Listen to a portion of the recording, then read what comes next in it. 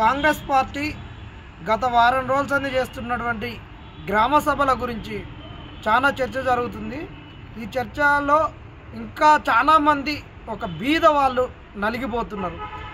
వీళ్ళు ఏం చేస్తున్నారంటే కాంగ్రెస్ పార్టీ గతంలో అధికారం రాగానే వాళ్ళందరూ ప్రజాపాలన వారోత్సవాలు అని చెప్పేసి ఒక వారం రోజుల పాటు విలేజిళ్లలో అందరికాడ రేషన్ కార్డుకు సంబంధించింది, పెన్షన్కి సంబంధించింది, రైతు భరోసా గురించి, మహాలక్ష్మి గురించి, అన్నిటి గురించి అప్లికేషన్ ఫామ్స్ తీసుకున్నారు. అట్లనే తీసుకొని ఆ రోజు ఎక్కడున్న వాళ్ళైనా వచ్చి ఇచ్చుకోవాలి, ఇదే ఫైనలు, మేము ప్రజలకందరికీ వీటిని తీసుకొని 3 నెలల్లోనే మేము మొత్తం కూడా ఈ ప్రక్రియను ముగించి ఇంటి లేని వాళ్ళకి ఇందిరమ్మ ఇండ్లు ఇస్తాం అని చెప్పారు. కానీ అప్లికేషన్ ఫామ్స్ని అన్ని అట్టనే పెట్టుకొని ఇప్పుడు మళ్ళా వారోత్సవాలను పెడుతున్నారు, గ్రామ సభలను పెడుతున్నారు. మతలబ్ ఏంటి? అసలు ఇక్కడ ఏం జరుగుతుంది? వాస్తవానికి ఇక్కడ ఎవరికి ఇండ్లు మంజూరు కాలేదు. ఒక ఊళ్ళో ఆ రోజు ఎంతమంది అప్లికేషన్ ఫామ్స్ చదువుకున్నారో పెట్టిర్రో అప్లికేషన్ ఫామ్స్ని లిస్ట్ అవుట్ చేసి వాటినే చదువుతున్నారు. ఎగ్జాంపుల్ ఇండ్ల గురించి, ఇప్పుడు మాది పెనబాడు మండలం అనాజపురం గ్రామం, 370 మంది ఇది ఇండ్లకు అప్లై చేసిన వాళ్ళ లిస్టు చదివారు. మరి 370 మందిలో కాకుండా కొంతమంది పెట్టుకున్న వాళ్ళు కూడా 10-20 మంది మిస్ అయినాయి. కొత్తగా పెళ్లిళ్ళు అయిన వాళ్ళు కూడా ఇప్పుడు అప్లై చేసుకుంటున్నారు. ఈ 370 మందిలో ఉన్న వాళ్ళకి అందరికి ఇండ్లు వచ్చినాయా? ఆ లిస్టులు ఉన్న వాళ్ళందరూ మాకు ఇండ్లు వచ్చినాయని ఒక్కొక్కరు జబ్బలు జరుచుకోవడం, గూడలు ఎగిరేసుకోవడం, మాకు ఇండ్లు వచ్చినాయి ఈ కాంగ్రెస్ వాళ్ళ పుణ్యమా అని ఒక్కొక్కరు చెప్పుకొని తిరుగుతున్నారు. రానోడేమికి అసలు మాకు ఇండ్లే రాలేదు అంటున్నారు. 370 ఇండ్లకు 5 లక్షల లెక్కన వేసుకుంటే ఎన్ని కావాలి? 100 ఇండ్లకే 5 కోట్లు కావాలి. మరి 300 వాటికి ఎన్ని కోట్లు? ఎంత? ఈ డబ్బులు మొత్తము ఎంత ఆగమైపోవాలి?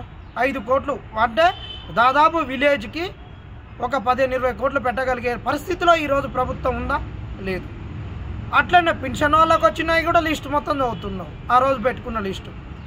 ఇక్కడ రాని వాళ్ళే ఆగమాగమవుతాం.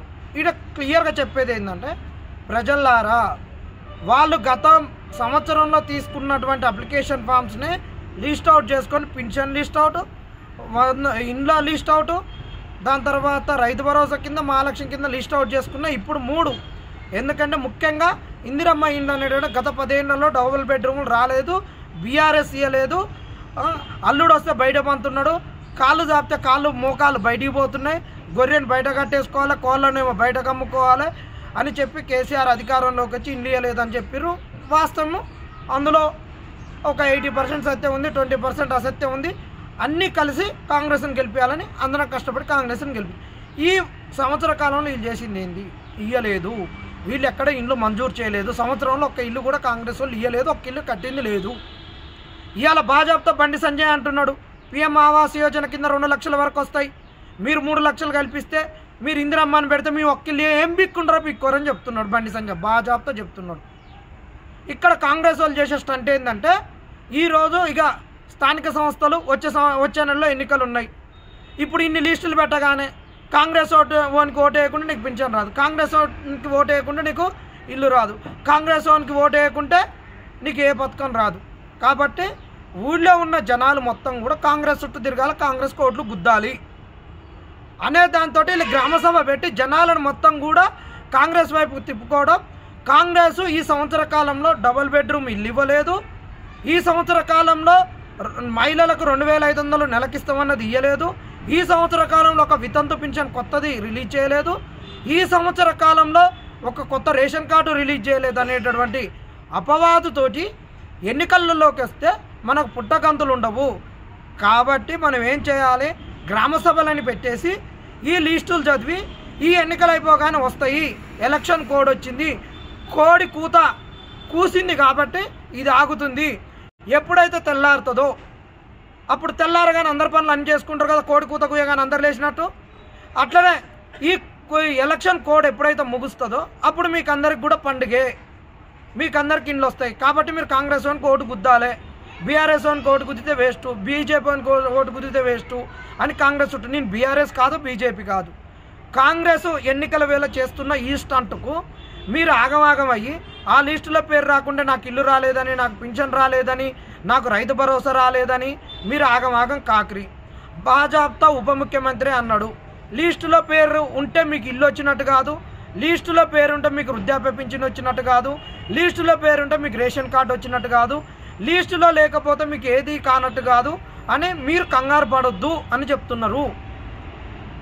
మా సూర్యాపేటలో ఉన్నటువంటి గౌరవ మంత్రివర్యులు రామిరెడ్డి దామోదర్ రెడ్డి గారు కూడా మొన్న అదే చెప్తే వేటీ న్యూస్లో వస్తే కాంగ్రెస్ శ్రేణులు మొత్తం దానిని స్టేటస్లుగా పెట్టుకున్నారు. మీరు కంగారు కావద్దు, బీఆర్ఎస్ వాళ్ళు, బీజేపీ వాళ్ళు, ప్రతిపక్ష నాయకులు ప్రజలను రెచ్చగొడుతున్నారు అని చెప్తున్నారు. మీరు ఇంకా రాజకీయ నాయకులు ఏదన్నా మాట్లాడుకోవచ్చు, మేము రాజకీయ నాయకులం కాదు. నిరుద్యోగులం మిమ్మల్ని అడిగి ఓటేపించి కాంగ్రెస్ని గెలిపేయడంలో మేము కీలక పాత్ర పోషించినాం, మీ కాళ్ళు పట్టుకొని మేము కాంగ్రెస్కు ఓట్లు వేయించినాం, ఇవన్నీ వస్తాయని అడిగినాం. కాబట్టి మా యొక్క నైతిక బాధ్యతగా ప్రజలారా మీరు అవి రాకుంటే మీరు కంగారు కావద్దు, లిస్టులో పేరుంటే మీకు వచ్చినట్టు కాదు. ఊరికి వాళ్ళు ఖచ్చితంగా 10-20 ఇస్తారు. 10-20 ఇచ్చిన దాంట్లో ఫస్ట్ ఎస్సీ ఎస్టీలకు ప్రయారిటీ ఉంటుంది, దాని తర్వాత బీసీలకు ఉంటుంది. ఆ 20-30లో కూడా బాజాప్తా కాంగ్రెస్ లేట్ చెప్తే అదే అంటున్నారు, అది వైరల్ అవుతున్నది. సంపత్ గారు అయితే మిగతా మంత్రులు కూడా చెప్తున్నారు. ఆ రోజు కాంగ్రెస్కు ఓటు వేయించడానికి గతి లేని నాయకులు ఈరోజు కాంగ్రెస్ వచ్చినాక మేము చెప్తేనే ఇది ముద్ర, మేము చెప్తేనే శాసనము, మేము చెప్తేనే ఇల్లు అనేటటువంటిది ఈరోజు కాంగ్రెస్ వాళ్ళు పలికిన పలుకులు ఏంటి అంటే, కాంగ్రెస్ శ్రేణులు ఏదైతే చెప్తారో ఆ శ్రేణుల మాట శాసనం కాబట్టి మీరు ఖచ్చితంగా వీళ్ళతోటి ఓట్లు వేయించాల్సిన పరిస్థితి వస్తుంది. కాబట్టి మీరు ఓట్లు వేపిరి, మీకంతా యొక్క గొప్పతనాన్ని ఊళ్ళల్లో అంటగడుతున్నాము.